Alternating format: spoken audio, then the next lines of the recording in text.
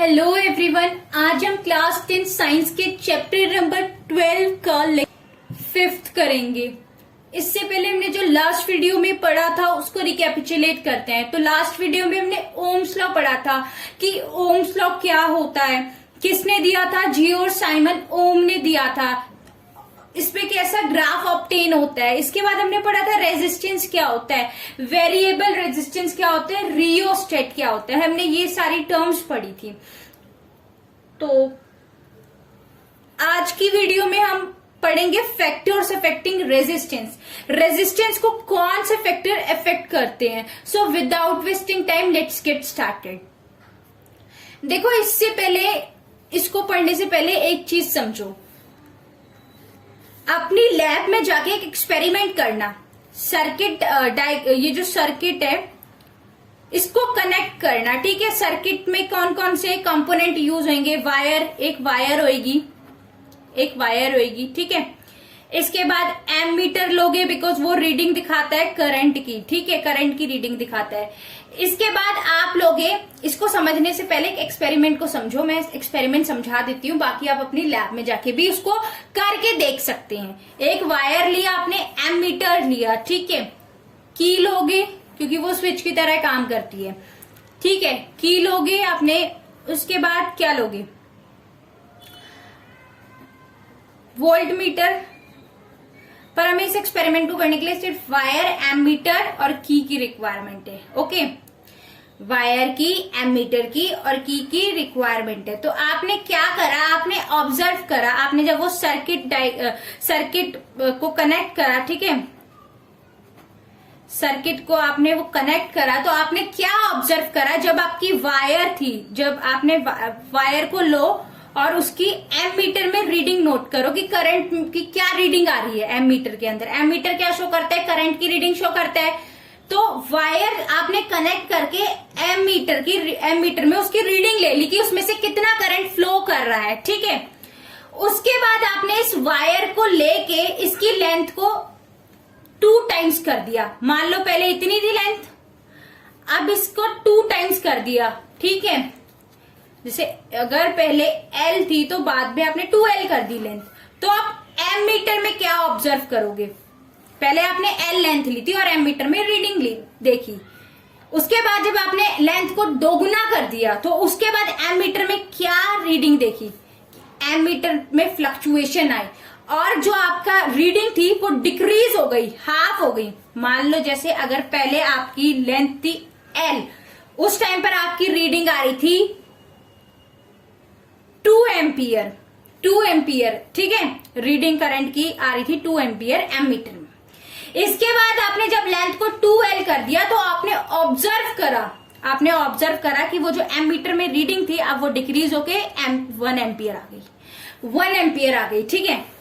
वैसे ही आपने जब आपने वायर की एरिया को इंक्रीज कर दिया, वायर को मोटा कर दिया, ठीक है, वायर का एरिया बढ़ा दिया, उस टाइम पर आपने देखा कि आपके एमीटर की जो रीडिंग थी वो भी इंक्रीज होगी, ठीक है। जैसे पहले 2 एम्पियर थी तो 4 एम्पियर होगी। अगर आपने क्रॉस सेक्शन एरिया को डबल कर दिया तो साथ में आपका क्या हुआ, आपने ऑब्जर्व करा एमीटर के अंदर कि आपका जो करंट था उसकी रीडिंग भी इंक्रीज होगी, ठीक है। इसके बाद थर्ड आपने क्या करके देखा, आपने करना है ये सब कुछ अपनी लैब में जाके। इसके बाद आपने देखा कि आपने मटेरियल को चेंज कर दिया, ठीक है, मटेरियल ही चेंज कर दिया। मान लो पहले कॉपर की वायर थी, इसके बाद एल्यूमिनियम की लगा दी, ठीक है। ये IUM दिख नहीं रहा बिकॉज यहाँ पर ऐसे ड्रॉ रखा है, पता नहीं क्या।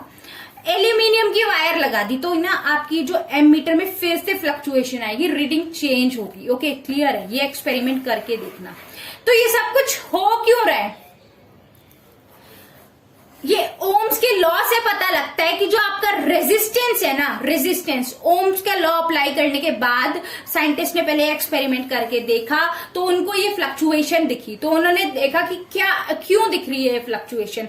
तो उन्होंने फिर ओम्स लॉ अप्लाई करा। ओम्स लॉ क्या अप्लाई करा उन्होंने, उनको क्या पता लगा ओम्स लॉ अप्लाई करके कि जो रेजिस्टेंस है is directly proportional to length of wire. जो रेजिस्टेंस है ना वो लेंथ के डायरेक्टली प्रोपोर्शनल होता है। कैसे, आप सिंपली समझ भी सकते हो। अगर आपकी कोई लंबी वायर होगी, ठीक है, ज्यादा लंबी वायर को ले रहे हो तो उसमें से करंट को फ्लो होने में ज्यादा टाइम लगेगा, और करंट को फ्लो होने में ज्यादा टाइम लगेगा तो उसका रेजिस्टेंस हाई होगा, बिकॉज करंट कम है उसमें ना भी as compare to small wire. आया समझ? लेंथ जितना ज्यादा लंबा होगा उतना ज्यादा चलने में, इलेक्ट्रॉन को मूव होने में टाइम लगेगा, और जितना ज्यादा इलेक्ट्रॉन को मूव होने में टाइम लगेगा रेजिस्टेंस उतनी ज्यादा होगी, क्योंकि करंट उतना ही कम होगा। क्लियर? थ्योरेटिकली आपको ये प्रैक्टिकली भी समझ आ गया, थ्योरी भी समझ आ रही है, सब कुछ समझ आ रहा है, न्यूमेरिकली भी समझ आ गया होगा, मैथमेटिकली मीन्स। इसके बाद जो रेजिस्टेंस इज इनवर्सली प्रोपोर्शनल, ये इज डायरेक्टली प्रोपोर्शनल का साइन होता है, and this is inversely proportional, ठीक है। Resistance is inversely proportional to cross section area. Cross section area क्या होता है? ये पूरा ये वाला एरिया, ठीक है, ये क्रॉस सेक्शन एरिया, ठीक है, ये क्रॉस सेक्शन एरिया हो गया, ठीक है। इसके इनवर्सली प्रोपोर्शनल है आपका रेजिस्टेंस। क्यों?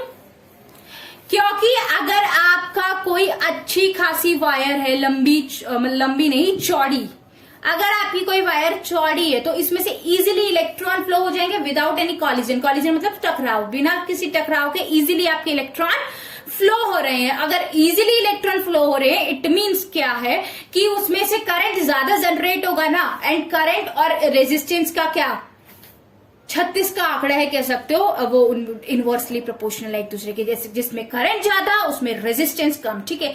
तो इसका रेजिस्टेंस कम होगा अगर जितना भी एरिया आपका बढ़ेगा, क्रॉस सेक्शन एरिया जितना ज्यादा इंक्रीज होगा उतना कम आपका रेजिस्टेंस होगा, और उतना ज्यादा आपका करंट फ्लो करेगा। क्लियर?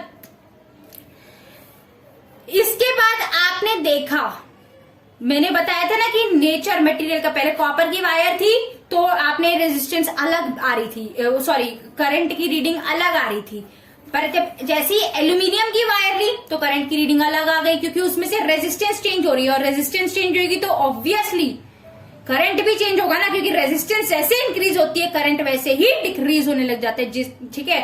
और जितना आपका रेजिस्टेंस डिक्रीज होगी उतना ही करंट आपका इंक्रीज होगा। आई होप क्लियर होगा। अगर कोई डाउट हो तो आप कमेंट सेक्शन में लिख देना, ओके। इसके बाद थर्ड मैंने नेचर बता दिया ना, नेचर ऑफ मटेरियल, जैसे कॉपर का नेचर अलग है, एल्यूमिनियम का अलग है। ये आप ऐसे लिख सकते हो, R is directly proportional to L, R is inversely proportional to A। अब इन दोनों को इकट्ठे लिखो, R is directly proportional to L and inversely proportional to A, इकट्ठे लिख दिया। अच्छा, एक चीज और पता होगी, जब भी प्रोपोर्शनैलिटी का साइन हटाते हैं तो एक कांस्टेंट लगता है। ये प्रोपोर्शनैलिटी का साइन हटाया और ये रो, P नहीं बनाना, नॉट लाइक दिस, ये नीचे से जाके और ऐसे आपको, ठीक है, ऐसे करना है, ओके, नीचे से एंड देन ऐसे, ओके। तो ये रो, इसको बोलते हैं rho, resistivity, nature of material. Material का नेचर कैसा है यही बताता है, ठीक है। तो rho L by A resistance का फॉर्मूला, ओम्स लॉ से कौन सा फॉर्मूला लिखा था? V equal to IR, R equal to V upon I, ये था ओम्स लॉ से फॉर्मूला। बट आपका ये जो फैक्टर्स अफेक्टिंग रेजिस्टेंस वाला टॉपिक है, इससे एक और फॉर्मूला निकला रेजिस्टेंस का, जिस टाइप से न्यूमेरिकल आएंगे उस टाइप से आप सॉल्व करोगे। अगर आपको रो LA दे रखा होगा क्वेश्चन में गिवन, तो आप इस फॉर्मूले के थ्रू आप न्यूमेरिकल सॉल्व करोगे। अगर आपको V एंड I दे रखा है तो आप इस फॉर्मूले के थ्रू रेजिस्टेंस को निकालोगे, ठीक है। आई होप क्लियर है। In case of any doubt please write down in comment section, ठीक है। ओके, तो रो भी आई होप समझ आ गया। Rho is nature of material, rho is nothing but the nature of material. Material का nature कैसा है, पर इसको बोलते हैं रेजिस्टिविटी। रो RHO और represented by a letter this, ठीक है। You can not say P to this letter, ये P नहीं है ना, ये ऐसे नीचे से ऐसे करके घूम रहा है, इसको रो बोलते, P नहीं बोलते, और इसका नाम है रेजिस्टिविटी, ठीक है, रेजिस्टिविटी। Okay, clear. तो रेजिस्टिविटी को आप डिफाइन कैसे करोगे? Resistance offered by a wire of unit cross section area and unit length. अगर आप लेंथ 1 मीटर रख देते हो, अगर आप लेंथ 1 मीटर रख देते हो और एरिया को भी 1 मीटर रख देते हो, 1 मीटर स्क्वायर रख देते हो, तो आपका रो जो कि है वो R के इक्वल हो जाएगा। क्योंकि ये दोनों तो 1 1 हो गया, तो रो इक्वल टू आर हो गया। तो ये बोल रहा है कि रेजिस्टेंस ऑफर्ड बाय, कितना रेजिस्टेंस ऑफर हो रहा है एक वायर में से जब उसका cross section area 1 metre square है, unit cross section area, unit means 1, ठीक है, एंड यूनिट लेंथ है और उसकी लेंथ भी 1 मीटर है, तब कितना रेजिस्टेंस उस वायर में है, ठीक है। तो वही आपका रो होता है, रेजिस्टिविटी होता है, क्योंकि आपने लेंथ और एरिया को 1 1 रख दिया, तो ये रो आर के इक्वल हो जाएगा ना। आई होप क्लियर है, यही तो बोल रहा है, resistance offered by a wire of unit cross section area and unit length. Rho की एसआई यूनिट क्या होती है? Ohm metre. ये कैसे निकालेंगे, चलो निकालते हैं, ठीक है। ओम मीटर कैसे निकालते हैं, जैसे कि आपको पता है रेजिस्टेंस की एसआई यूनिट ओम होती है, ठीक है, लास्ट वीडियो में बताया मैंने, ओम, ठीक है। आपको रो की निकालनी है, you know the SI unit of length, that is metre, ठीक है। एरिया की होती है मीटर स्क्वायर, ठीक है। रो की निकालनी है, ठीक है। तो ये लेफ्ट हैंड साइड है और ये राइट हैंड साइड है, ठीक है। तो ये जब लेफ्ट हैंड साइड जाएगी राइट हैंड साइड वाली चीज, तो क्या होगी, उल्टा हो जाता है, जैसे डिवाइड में है तो मल्टीप्लाई में चला जाएगा और ये मल्टीप्लाई में है तो डिवाइड में जाएगा, ऐसे होगा ना। ये मीटर स्क्वायर और ये मीटर और equal to rho, clear. Metre square metre से कैंसिल हो जाएगा, ये मीटर, ये स्क्वायर मीटर से कैंसिल आउट हो गया, तो ये ओम मीटर आ गया, ओम मीटर। तो रो की एसआई यूनिट क्या है? Ohm metre. I hope clear होगा, ठीक है। डाउट होगा तो कमेंट सेक्शन में लिख देना। और आगे बढ़ते हैं। इसके बाद आपने देखा होगा जो मेटल होता है, मेटल में से अच्छे से इलेक्ट्रॉन फ्लो हो जाते हैं, ठीक है, मेटल में से अच्छे से इलेक्ट्रॉन फ्लो हो जाते हैं। एलॉय, तो मेटल का रेजिस्टिविटी क्या होगी, उसकी रेजिस्टिविटी क्या होगी, लो होगी ना। एलॉय की भी कम होती है रेजिस्टिविटी, मेटल और एलॉय की रेजिस्टिविटी कम होती है as compare to insulator. Insulator से मेटल और एलॉय की कम होती है। सबसे कम रेजिस्टिविटी मेटल की होती है, सबसे कम होगी मेटल की, उससे थोड़ी सी ज्यादा एलॉय की, और सबसे ज्यादा आपकी इंसुलेटर की, सबसे ज्यादा आपकी इंसुलेटर की, सबसे ज्यादा आपकी इंसुलेटर की, इंसुलेटर, ठीक है। सबसे ज्यादा कम मेटल की, उससे थोड़ी ऊपर एलॉय, एंड देन सबसे ज्यादा इंसुलेटर की। ध्यान से सुनो, एक क्वेश्चन बनता है यही पेपर में कि जब मेटल की रेजिस्टिविटी सबसे कम है, इसका मतलब उसमें से सबसे अच्छे से इलेक्ट्रॉन फ्लो होंगे। तो फिर जितने भी आपके इलेक्ट्रिकल अप्लायंसेस होते हैं ना, इलेक्ट्रिकल अप्लायंसेस मीन टू से इलेक्ट्रिकल हीटिंग डिवाइसेस, जो कि आपका जैसे कैटल होती है, इलेक्ट्रिकल कैटल, ठीक है, इलेक्ट्रिकल कैटल हो गई,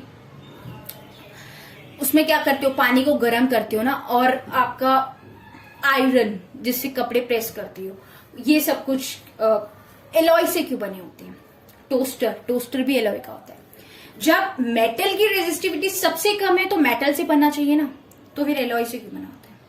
क्योंकि एलॉय की एक और प्रॉपर्टी होती है जो कि आपने 9th क्लास में पढ़ी है। क्या प्रॉपर्टी? एलॉय जल्दी से ऑक्सीडाइज नहीं होते, और ऑक्सीडाइज नहीं होंगे तो चैप्टर 1 में इसमें पढ़ के आए हो, केमिकल रिएक्शन एंड इक्वेशन। देख रहे हो कैसे साइंस रिलेट करती है आपस में, इसलिए सारे चैप्टर क्लियर होने चाहिए कि ऑक्सीडाइज होगा, कॉरोजन हो जाएगा, ऑक्सीडेशन रिएक्शन, कॉरोजन हो जाएगा, कॉरोजन अगर ऑक्सीडेशन हो गई तो इट मीन्स वो जो मटेरियल है उसको खराब कर देगा, है ना, खराब कर देगा, तो फिर किसी काम का नहीं रहेगा मटेरियल, ठीक है ना।